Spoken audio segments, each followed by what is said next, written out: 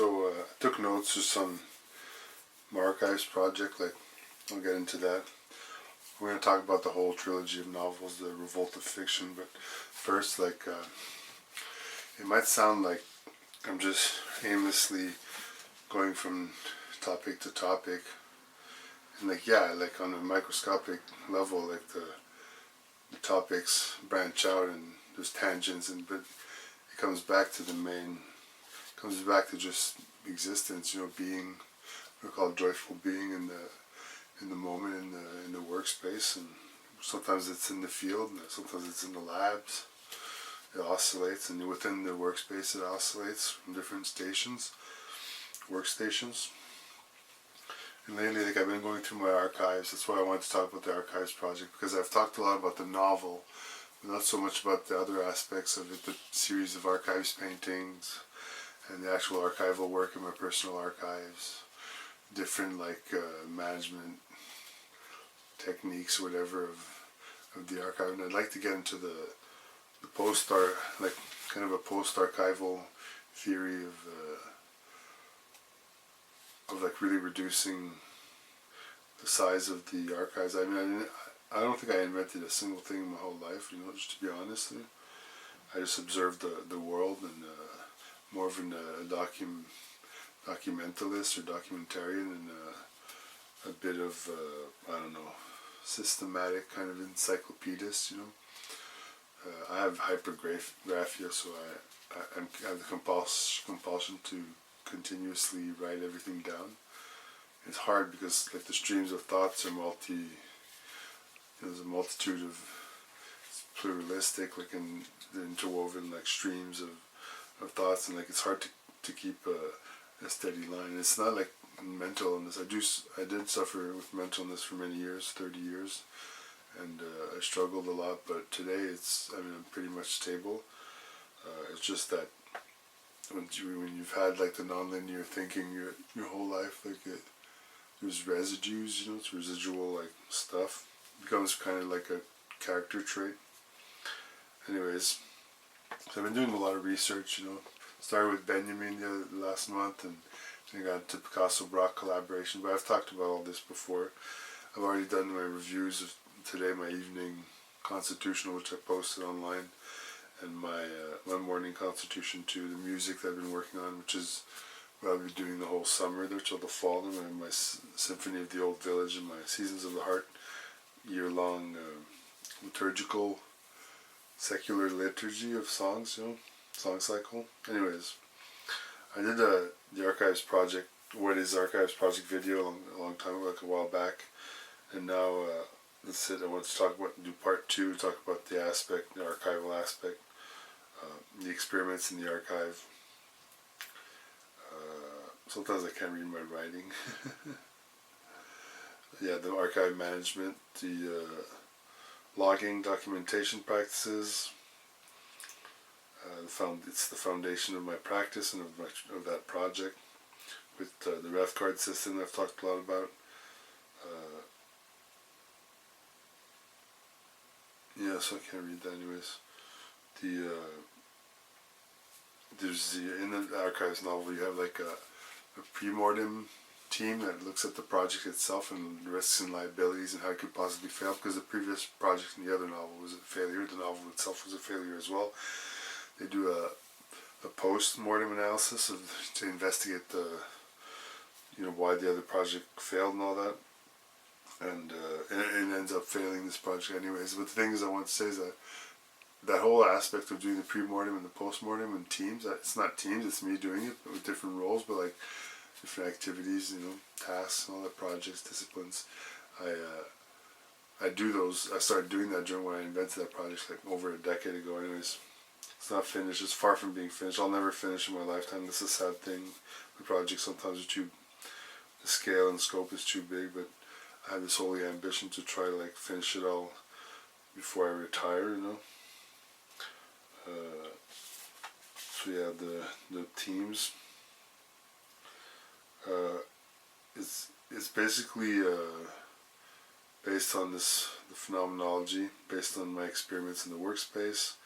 Like I mentioned, the post-archival theory. The third novel, which I can talk a little bit about, is This involves the archives like Archavillis is a character, a representation of personification, anthropomorphization of the archive itself. It's a massive archive, the size of the planet, basically. It's all one entire archives land, you know. It's a Sublime warehouse or something that's called it, which appeared in the second novel, the Archives Project. But here, Archavillis, like it's all the errors, the logs of all the errors of and failures and catastrophes and crises of history. So the idea is that if you log you make an archive of everything that could possibly go wrong, like you create a kind of anti-pattern language or system, whatever. And so they're continually, like the characters go into like places in the bush or whatever in the wilderness, and they go in there and they consult like Archavillis. He's this distributed system, kind of like a weird mythic like god, anti-god, you know. And they consult like almost like the oracle at Delphi and everything, and they have their Historiophany, which appeared in the Archives Project. But in the new novel, the Chronotopium, I'm calling it, which involves History Project, had to do with our Historiogenesis. Archives Project is Archivogenesis, and the Chronotopium, the third novel in the trilogy, is, as I said, our algorithmogenesis.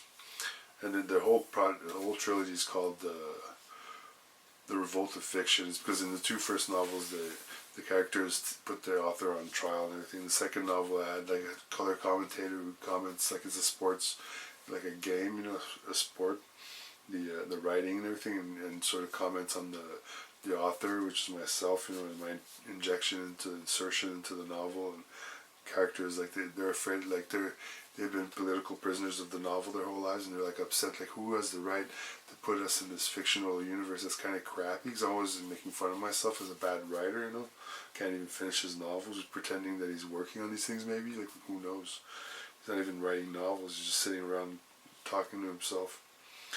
The novels all have their own cosmology. It comes from observations in the surface of the workspace. Like that's a surface. They're all surfaces, and when I'm working, like it's all like my cognitive sort of like, I don't know what to call it, the state, you know, of like the configuration there. Like at any moment, like it's influenced by what's present, what's visible, and so over time, as you work with those transformations of the space, and you're creating images, paintings all the time, and everything. These series, these streams, like I was saying, the work stream, I call it, that world stream even, like it's the world is streaming, you know. Archavillis, like I said, Chronotopium, Historiophany, Historiopathies, two historical pathologies. I've already gotten into that a lot.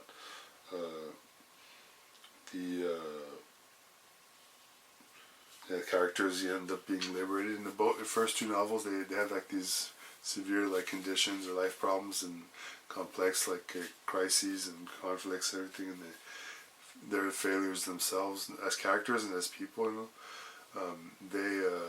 They end up being liberated in the first novel. In the second novel, because of the failure of the first novel, like, and of the projects inside the novel of the same name, like, I don't know, they get screwed up again. They kind of, like, it's years later, so they're like, man, like we really want to know like what happened to that project, why it felt so badly, and they end up being liberated again, like transcend and it goes into like the third novel and the second novel. They really blend into each other. The first novel and the second novel is like a maybe 20-year hiatus between the projects, or 10 years, whatever. And the whole point of the things that I write, like what I call pseudo science or pseudo theory, you know, and all the theories that I work on, and most of it, like, I mean, like I said, I didn't invent anything 100% almost. It's almost like mathematically 100% of my work is, you know, pseudo, quasi. So I created fiction, novelistic phenomenology, so I could write about the novel itself, because that's probably the only thing I created, you know, my painting series, my music and stuff. But like, so the novels, like I put the theory, the pseudo theory, into the mouths and through the dialogue and everything. They're dialogical, you know. I want to talk about literary epiphanies and James Joyce and Virginia Woolf, just to recap from the other video, you know, a couple things like the end of history, time-based creatures, history machines. Oh yeah, history machines for the Chronotopium. That's where you get Historiotronics. It starts in the second novel, finishes in the third. Historiotronics is like, well, you got Historionautics, which is like the navigation of historical systems and data and everything, like the 3D, 4D, like 3D, 4D terrain, you know, data terrain. And the invisible forces, they call it the beginning of time. That's, you know, the news, which is the beginning of time, the space, that palace there.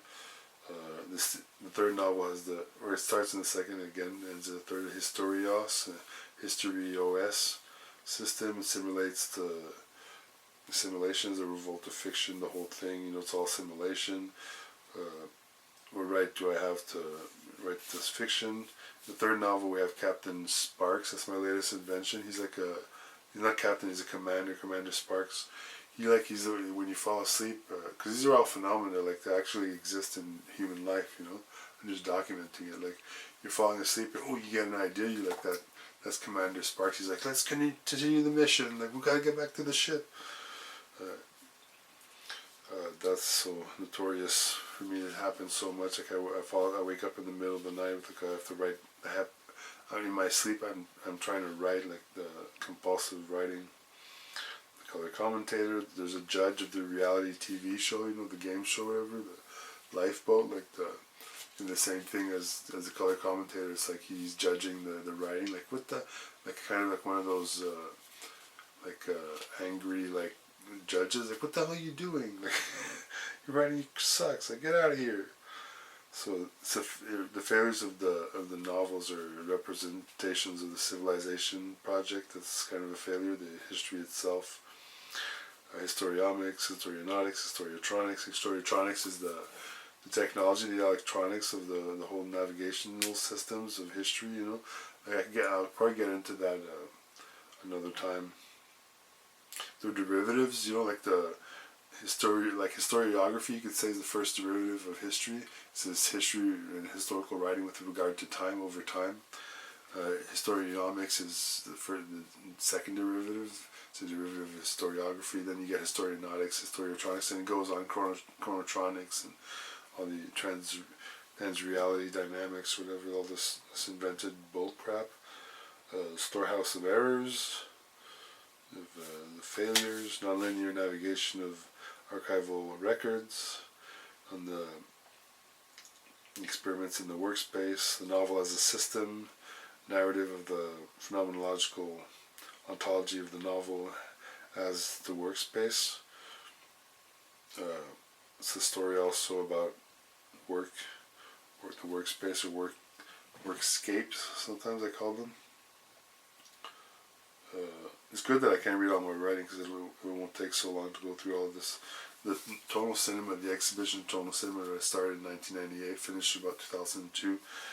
I always refer to the database of images because I have a database, artistic vision, you know, like my website is going to just, like my new website is going to be a database of snippets of everything that I've ever created in my archives with connections between them and like the references to works, all my sources, which I failed to do properly over the years. Like I have all my sources, my annotated bibliography, which is like this big, but like I don't talk a lot about it because I'm kind of egocentric, you know, like in my work. It's just part of being an art operator, you know. I'm also like allocentric a lot of the times, like where the maps and the terrain, but like I do bring it back to myself, and it's not really a character flaw, it's just nature of the work that I do. But it's like it's impersonal, you know, and anonymous, like in a sense. Like when I'm walking in the streets, I'm not the art operator. Yeah, I do collect data in the field and everything, but mostly it's not that. So the system that they create is the Historios. It's like it's virtual and augmented reality system plus visualizations, virtualization also of history, multidimensional. Continuously generates an interwoven stream of timelines, all based on my research. I'm only observing the world, like I said, so I pretty much covered it all. I started the continuous review, like from when I started the archives project, and I do that, my post-mortem and all that, like Premortem. The art operation that maybe 15 years ago I started calling it that, and theorizing that the art ops in the box is my manual, like on how to create and sustain and maintain a mature art operation. But I always tell people, don't do it like because I'm talking about it. Don't try to copy me or do what I'm doing. It's not easy. Like it takes a lot of discipline. I wouldn't wish it on my enemies sometimes. That's all I've ever been able to do. I tried different jobs. Like I'm like Mr. Fix-It, I tried every single job you can think of, house painting for years, and started as a house painter, interior decorator, like worked with a family member on that in their business. Worked as an intelligence analyst, did content analysis. I helped non-profit organizations get up and running. One that did the philanthropy through the arts and culture. I did painting workshops, did collage and montage with people. I've helped so many artists. I help people make films. I write so much music for films and videos and stuff. It's just like nobody. A lot of it's anonymous. Like I said, the stuff that I put on here, that on my website, my different social media sites like that. That's what I want to present to the world as AG, as myself. But a lot of it, I like to talk about the workspace theory, the new stuff that I'm doing, the developing, and I think it's innovative, but it's just a new take on old stuff. It's all like old historical archival stuff that existed forever. It's just I like to study and research that stuff and transform it into cultural artifacts. And a lot of it is innovative, but I have to stick really to painting and sound design because those are the things that I excel in, that I have expertise, that I have classical training and a degree in computer-assisted sound design. So I can formally talk about those things publicly. And although there's things I can't talk about in sound design because I signed an agreement back when I did my studies that I couldn't teach the theory, yeah, so I think it's expired, but anyways, I still don't want to really teach the theory that much, but I've helped a lot of people do audio technician work. I can't say engineer because in Canada, I'm not officially an engineer, although I learned all the aspects except the mathematical formalism, which I've tried to learn. I wanted to go back and study engineering, but it just never materialized. That's about it. Thanks.